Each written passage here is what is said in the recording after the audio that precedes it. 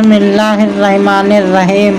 آپ کا حلیہ حضرت عثمان غنی رضی اللہ تعالیٰ عنہ کا حلیہ اور سراپا ابن عساکر چند طریقوں سے اس طرح بیان کرتے ہیں کہ آپ درمیانی قد کے خوبصورت شخص تھے، رنگ میں سفیدی کے ساتھ سرخی بھی شامل تھی، چہرے پر چیچک کے داغ تھے، جسم کی ہڈیاں چوڑی تھیں، کاندھے کافی پھیلے ہوئے تھے، پنڈلیاں بھری ہوئی تھیں، ہاتھ لمبے تھے جن پر کافی بال تھے، داڑھی بہت گھنی تھی، سر کے بال گھنگریالے تھے، دانت بہت خوبصورت تھے اور سونے کے تار سے بندھے ہوئے تھے، کنپتیوں کے بال کانوں سے نیچے تک تھے اور پیلے رنگ کا حجاب کیا کرتے تھے۔ اور ابن عساکر عبداللہ بن حجم مازنی سے روایت کرتے ہیں کہ انہوں نے فرمایا کہ میں نے حضرت عثمان غنی رضی اللہ تعالیٰ عنہ کو دیکھا، فَمَا رَأَيْتُ قَطٌّ ذِكْرًا وَلَا أَنِي أَحْسَنُ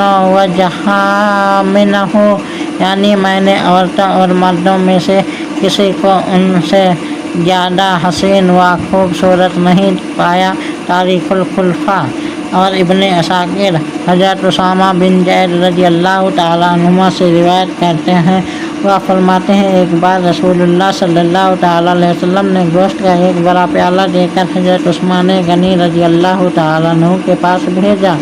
جب میں آپ کے گھر میں داخل ہوا تو حضرت بی بی رقیہ رضی اللہ تعالیٰ عنہا بھی بیٹھی ہوئی تھی۔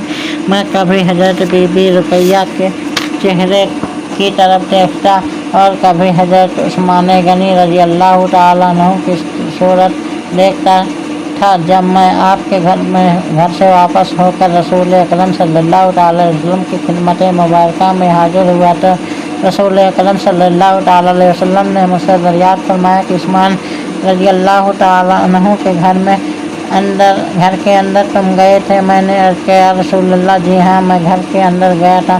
حضور صلی اللہ تعالیٰ علیہ وسلم نے ارشاد فرمایا، تم نے ان میاں بیوی سے حسین و خوبصورت کسی میاں بیوی کو دیکھا ہے؟ میں نے عرض کیا یا رسول اللہ، کبھی نہیں دیکھا۔ تاریخ الخلفاء۔ یہ واقعہ غالباً آیت حجاب کے نازل ہونے سے پہلے کا ہے۔